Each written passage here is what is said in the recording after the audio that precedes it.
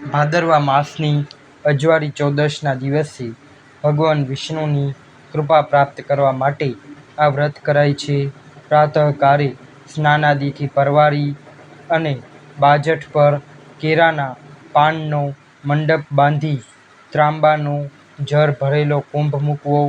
કુંભ પર દર્ભના બનાવેલા શેષ નાગ મૂકી શ્રદ્ધાથી પૂજા કરવી. સૂતરનો દોરો લઈ 14 ગાંઠો વાળી એ દોરો ડાબા હાથે બાંધવો. વ્રતના દિવસે જાગરણ કરી શ્રી વિષ્ણુનું ધ્યાન કરવું. બ્રહ્મ ભોજન કરાવવું. ગોદાન કરવું. કોરાના વસ્ત્રનું દાન કરવું. આ વ્રત 14 વર્ષનું છે. હવે આપણે અનંત ચૌદશની કથા સાંભળશું. પ્રાચીન કાળમાં પદ્મનગરમાં ભદ્રિક નામે એક બ્રાહ્મણ તેની ભદ્રા નામની પત્ની સાથે રહેતો હતો. સંતાનમાં એક પુત્રી હતી. પુત્રીનું નામ મેઘા હતું. પુત્રી 5 વર્ષની થઈ ત્યારે ભદ્રા પરલોક ગઈ. તેથી ભદ્રિકે ફરી લગ્ન કર્યા. નવી પત્ની અશાંતિનો અવતાર હતી. ઈર્ષ્યાની ભરેલી હતી. તેથી તેનું નામ અનસૂયા હોવા છતાં બધા તેને અસૂયા કહેતા હતા. અસૂયાએ ઘરમાં પગ મૂકતાની સાથે ધણીને વશમાં કરી લીધો અને 5 વર્ષની મેઘા પર છાણા થાપવા માંડ્યા. મેઘા પર દુઃખના ઝારવા ઉગ્યા.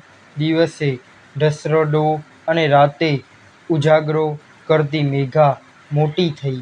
પુત્રીનો યૌવનકાળ આવતા ભદ્રિકને તેના હાથ પીળા કરી દેવાની ચિંતા સતાવવા લાગી. પરંતુ અસૂયા દહેજમાં કાણી કોડી આપવા તૈયાર ન હતી. તેથી મેઘાનો હાથ પકડવા કોઈ આગળ આવતો ન હતો. એક દિવસ ઋષભ નામે એક મુનિ ભદ્રિકના ઘેર આવ્યા અને મેઘા સાથે પરણવાની ઈચ્છા વ્યક્ત કરી. ભદ્રિક રાજી થયો અને મેઘાને ઋષભ મુનિ સાથે પરણાવી દીધી અને પહેર્યા લુગડે વિદાય કરી. અસૂયાએ તો ટાઢે પાણીએ ખસ ગઈ એમ માની હાશકારો કર્યો. ઋષભ મુનિ પત્નીને લઈને આશ્રમે જવા નીકળ્યા. રસ્તામાં નદી આવતા સ્નાન કરવા લાગ્યા. કાંઠે બેઠેલી મેઘાએ કેટલીક સ્ત્રીઓને પૂજન કરતા જોઈ. તેથી તેને કુતૂહલ થયું. એ પૂછવા લાગી, બહેન, તમે કોની પૂજા કરો છો? ત્યારે એક સ્ત્રી બોલી, ભોળી રે ભોળી, આજે ભાદરવા માસની અજવાળી ચૌદશ છે. ભગવાન વિષ્ણુને રીઝવવા અમે અનંત ચૌદશનું વ્રત કરીએ છીએ. જે સ્ત્રી અભાગણી હોય તે જ આ વ્રત કરે. આ સાંભળી મેઘા રડવા જેવી થઈ ગઈ અને બોલી, બહેન, કૃપા કરીને મને આ વ્રતની વિધિ કહો. એ સ્ત્રીએ વ્રતની વિધિ જણાવતા કહ્યું, બહેન, તારે વ્રત કરવાની ઈચ્છા હોય તો પુરુષ સંજ્ઞાધારી શેર અનાજ લેજે. એ રાંધીને અડધું બ્રાહ્મણને આપી અડધું ખાજે. એક સૂતરનો દોરો લઈ 14 ગાંઠો વાળી તેને કંકુથી રંગીને ચંદન ચોખાથી તેની પૂજા કરી. ડાબા હાથે દોરો બાંધી શ્રી વિષ્ણુનું સ્મરણ કરજે. મેઘાએ તો ત્યાં જ વ્રત લઈ લીધું. સૂતરનો દોરો ડાબે હાથે બાંધી પૂજા કરી. થોડી વાર ઋષભ મુનિ આવી પહોંચતા બંને આશ્રમ તરફ ચાલતા થયા. આશ્રમે જઈ ગૃહસ્થાશ્રમ માંડવાની તૈયારી કરી. ત્યાં જ ઋષભ મુનિની નજર પત્નીના ડાબા હાથે બાંધેલા દોરા પર પડી. તેને શંકા પડી કે નક્કી આ સ્ત્રીએ મને વશ કરવા આ દોરો બાંધ્યો છે. તેથી તેમણે દોરો તોડી નાખ્યો. દોરો તૂટતા મેઘાને ઘણું દુઃખ થયું. અનંત ભગવાનની ક્ષમા યાચના કરી અને દોરો દૂધમાં નાખ્યો. આથી ઋષભ મુનિની શંકા વધુ પ્રબળ થઈ. તેમણે દોરો ચૂલામાં નાખ્યો. જાણીએ અજાણીએ ઋષભ મુનિએ અનંત ભગવાનના વ્રતનો ભંગ કર્યો. તેથી ભગવાન કોપાયમાન થયા. ઋષભ મુનિનો આશ્રમ બળી ગયો અને તેઓ ભિખારી જેવા થઈ ગયા. ખાવાના સાંસા પડવા લાગ્યા.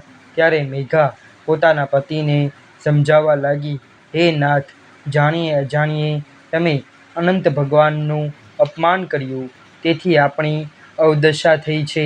માટે ગમે તેમ કરીને અનંત ભગવાનને રીઝવો.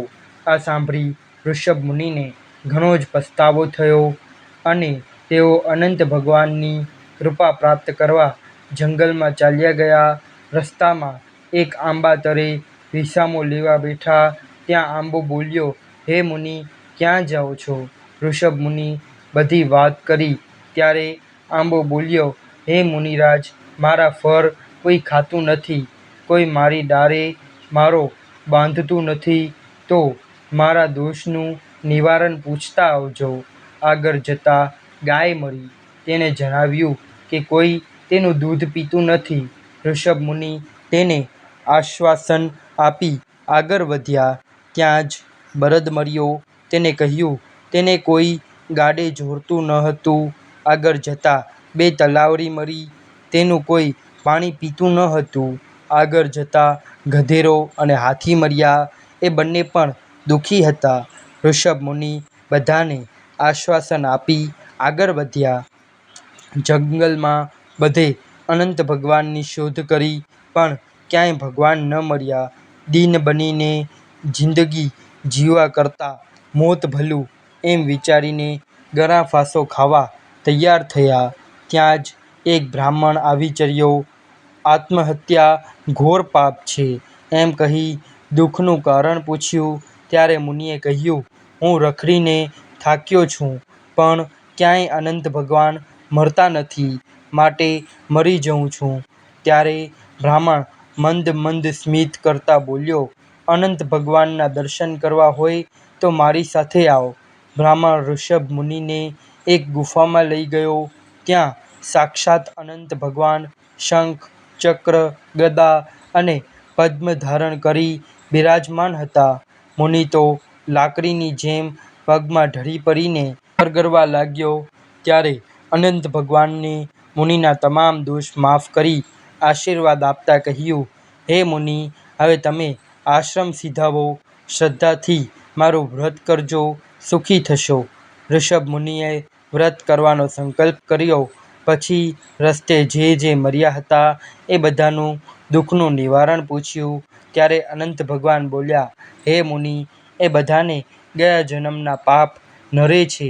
આંબો ગયા જન્મે અત્યંત વિદ્વાન બ્રાહ્મણ હતો, પણ પોતાનું જ્ઞાન ઓછું થઈ જવાની બીકે કોઈને વિદ્યાનું દાન કર્યું ન હતું.